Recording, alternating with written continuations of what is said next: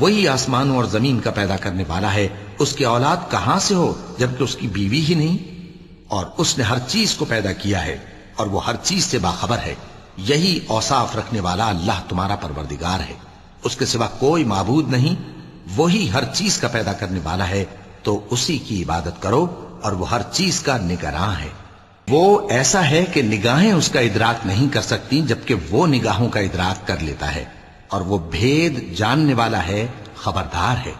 اے پیغمبر، ان سے کہہ دو کہ تمہارے پاس تمہارے پروردگار کی طرف سے روشن دلیلیں پہنچ چکی ہیں، تو جس نے ان کو آنکھ کھول کر دیکھا اس نے اپنا بھلا کیا، اور جو اندھا بنا رہا اس نے اپنے حق میں برا کیا، اور میں تمہارا نگہبان نہیں ہوں۔